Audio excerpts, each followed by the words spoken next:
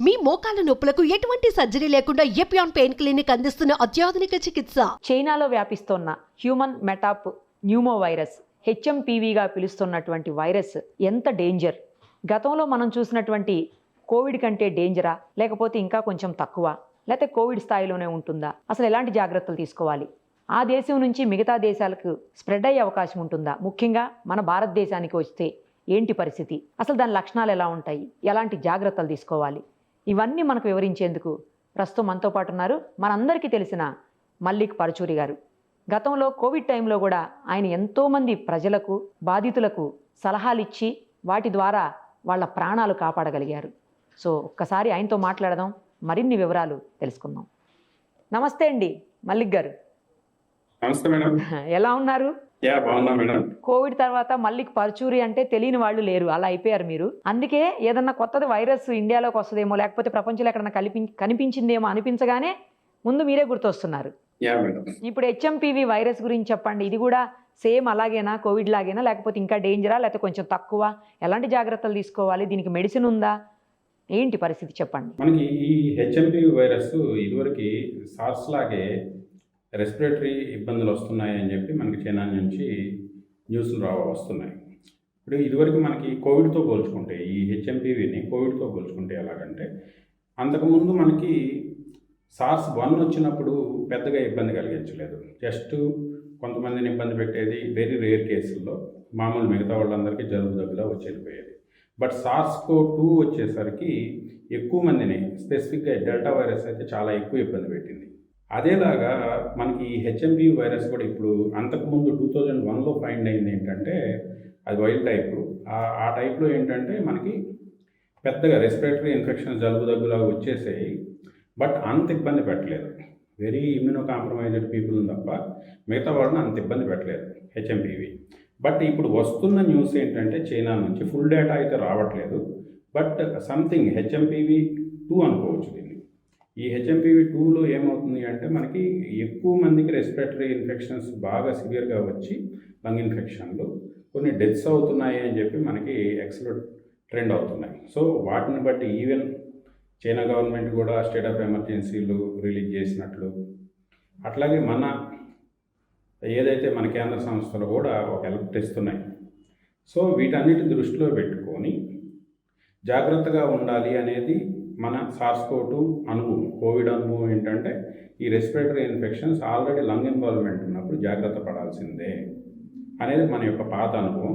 కాకపోతే ఇప్పుడు మేడం అన్నట్టు ఇదివరకు ఇట్లాగా ఫ్లైట్లన్నీ ఆపేస్తారా అంటే, SARS-CoV-2 అనుభవం తర్వాత ఫస్ట్లో వెరీ స్ట్రిక్ట్ లాక్డౌన్స్ అమలు చేసినటువంటి చైనా, ఆ తర్వాత అక్కడొచ్చిన పీపుల్ నుంచి వచ్చిన ప్రెజర్కి లాక్డౌన్, ఈవెన్ చైనా కూడా జీరో కోవిడ్ స్ట్రాటజీతో ఉన్న చైనా కూడా లాక్డౌన్లు ఎత్తేసి సివియర్గా మొత్తం అంతా కూడా స్ప్రెడ్ అయిపోయి అందరూ ఇన్ఫెక్ట్ అయ్యే పరిస్థితి. ఆల్మోస్ట్ ఒక 2 సంవత్సరాలు కాపాడుకుంటూ వచ్చి కూడా చివరి స్టేజ్లో పీపుల్ నుంచి వచ్చిన ప్రెజర్కి లాక్డౌన్స్ ఎత్తేసి జీరో కోవిడ్ పాలసీకి తిలోదకాలు ఇచ్చింది. ఇప్పుడు ఆ అనుభవంతో ఇప్పుడు హెచ్ఎంపీవీకి వాళ్ళు లాక్డౌన్ పెడతారా అంటే పెట్టకపోవచ్చు, అట్లాగే ఫ్లైట్లు ఆపుతారా అంటే ఆపరు, అట్లాగే పోనీ వాళ్ళు ఆపరు, మన కేంద్రం ఏమన్నా ఆపుతుందా అంటే అటువంటి పరిస్థితి అయితే లేదు. రెండోది, వీటిని అంతా ఎందుకంటే కోవిడ్ అనుభవం నుంచి హైప్ ఎక్కువ చేసి డెల్టాలో అయితే విపరీతంగా డెత్స్ జరిగాయి, ఈవెన్ ఆక్సిజన్ అందని పరిస్థితులు చూసాం, ఇవన్నీ చూసాం. బట్ తర్వాత ఒమిక్రాన్ ఇటువంటి వేరియంట్ల వల్ల సివియారిటీ తగ్గింది. ఓకే, డిసీజు మనకి సింటమ్స్ సివియారిటీ తగ్గింది, లోపల ఎఫెక్ట్ ఎంత చేస్తుందా అనేది లాంగ్ టర్మ్ చాలామంది రకరకాల ఇబ్బందులు పడుతూ ఉన్నారు.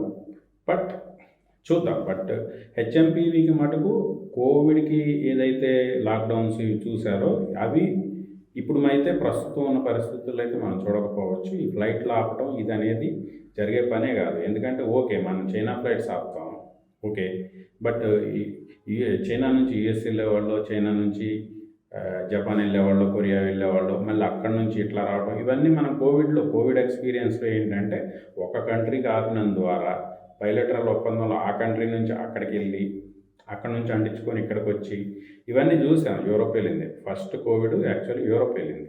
యూరోప్ వెళ్ళి ఇటలీలో ఎక్కువ మంది చనిపోయి ఆ తర్వాత అక్కడ నుంచి ఇండియాకి వచ్చాయి. సో ఈ అనుభవాలను బట్టి ఏంటంటే, గ్లోబల్ లాక్డౌన్ పెడితే తప్ప వైరస్ని అడ్డుకోలేము. అట్లా అని ఇప్పుడున్న ఎకానమీలో గ్లోబల్ లాక్డౌన్స్ అనేవి సాధ్యం కాదు కాబట్టి, లేకపోతే గ్లోబల్ కంటైన్మెంట్ అనేది సాధ్యం కాదు కాబట్టి హెచ్ఎంపీవి వస్తుంది. ఇప్పుడైతే రాలేదని చెప్పి ప్రకటించారు, వస్తుంది. బట్ ఏం చేయాలి దీనికోసం అనేది మటుకు అది ఫ్యూచర్లో. ఎందుకంటే ప్రస్తుతం ఉన్న డేటా ప్రకారం హెచ్ఎంపీవీకి ఎటువంటి ట్రీట్మెంట్ లేదు. రెబావైరిన్ అని చెప్పి ఒకటి ఉంది, అది కూడా మనకి టెస్ట్ ట్యూబుల్లో అది కంటైన్ చేయగలిగింది, కానీ డిసీజ్ని రిప్లికేట్ అవ్వకుండా, వైరస్ని రిప్లికేట్ అవ్వకుండా టెస్ట్ ట్యూబ్లో ఆపగలిగింది. బట్ రెబావైరిన్ ఇన్ వివోలో మటుకు యానిమల్ స్టడీస్లో కూడా సక్సెస్ కాల. మిగిలిన ఏకైక డ్రగ్ ఇప్పటివరకు ప్రస్తుతానికి హెచ్ఎంపీవీకి అయితే అలోపతిలో రెబావైరిన్. అదైతే మటుకు ఎఫికసీ అంత బాగాలేదు.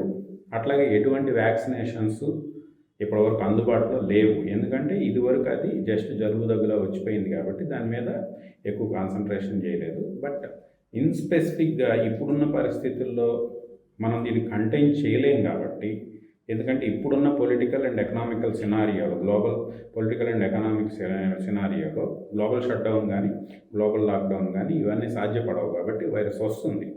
ఒక చోట స్టార్ట్ అయిందంటే ప్రతి చోటకి స్ప్రెడ్ అవుతుంది. దాని నేచర్ అది కాక అది ఎయిర్బోర్న్ వైరస్ కాబట్టి, ఎయిర్బోర్న్ కాబట్టి ఖచ్చితంగా అందరికి వస్తుంది.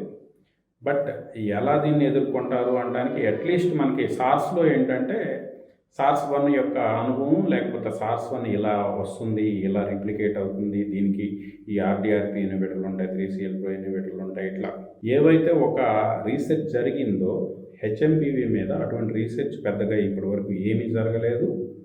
సో ఒకవేళ అగ్రెసివ్కి వస్తే SARS-కి ఏదైతే మనకి కనీసం మినిమం కొన్ని వెపన్స్ చేతిలో ఉండినాయి, అట్లీస్ట్ మినిమం అండర్స్టాండింగ్ ఉంది కాబట్టి కొంచెం స్పీడ్గా దాన్ని ఏదో కొంత చేయగలిగాం. బట్ హెచ్ఎంపీవీ కానీ నిజంగా వైల్డ్ మ్యుటేషన్స్ తీసుకొని అగ్రెసివ్గా వస్తే మటుకు ప్రస్తుతం దాని మీద ఉన్న సైంటిస్టులకు ఉన్న అవగాహన చాలా తక్కువ. దాని మీద ఎటువంటి ట్రీట్మెంట్లు ఇంకా డెవలప్ కాలేదు, అట్లాగే ఎటువంటి వ్యాక్సిన్స్ ఇంకా రాలేదు. సో ఇవన్నీ డెవలప్ చేసుకోవటానికి టైం ఎక్కువ పడుతుంది. ఎందుకంటే ముందు అది అసలు వైరస్ ఎలా బిహేవ్ చేస్తుంది, లంగ్ మీద బ్రాంకో ఇష్యూస్ వస్తున్నాయి, ఇవన్నీ అయితే ఉన్నాయి. బట్ పూర్తి మెకానిజమ్స్ ఇంకా డిఫైన్ కాలేదు కాబట్టి, మెకానిజం డిఫైన్ అవ్వకుండా దాన్ని టార్గెట్ చేయడం ఇబ్బంది కాబట్టి దానికి సంబంధించిన ట్రీట్మెంట్లు డెవలప్ అవడానికి అయితే కొంత టైం అయితే తీసుకుంటుంది. ఆ టైంలో మటుకు కొంత లాస్ అయితే ఉండొచ్చు. బట్ అలోపతి కాకుండా అదర్ దాన్ మనకి కొన్ని ఆల్రెడీ ఈ న్యాచురల్ సప్లిమెంట్స్లోకి వచ్చేసరికి గింగోలిక్ యాసిడ్ అని, లేకపోతే మనకి రెగ్యులర్గా ఇదివరకు కోవిడ్లో కూడా వాడాం క్వర్సటైన్ కానీ, ఇవన్నీ కూడా ఇన్విట్రో స్టడీస్లో కానీ, లేకపోతే మైస్ మీద చేసిన స్టడీస్లో కానీ, ఈవెన్ క్వర్సటైన్, రెజరోటాల్ ఈ కాంబినేషన్లో కూడా రిప్లికేషన్ స్లో చేయగలిగాయి. సో ఇటువంటి వాటి మీద పూర్తి అవగాహన కల్పించుకోవడానికి, పూర్తి ట్రీట్మెంట్లు చేయడానికి కొంత టైం అయితే పడుతుంది. బట్ క్వర్సటైన్ పైటోజోమ్స్ అబ్జార్ప్షన్ పెంచుకొని యూజ్ చేయడం వల్ల, లేకపోతే గింగో బిలోబా ఎక్స్ట్రాక్ట్స్ అంటాం, దాంట్లో గింగోలిక్ యాసిడ్ అని ఉంటుంది. ఈ గింగోలిక్ యాసిడ్ లాంటివి కూడా దాని యొక్క కల్చర్లో రిప్లికేషన్ ఆపగలిగాయి. బట్ ఇవన్నీ కూడా మోస్ట్లీ ఇన్విట్రో స్టడీస్.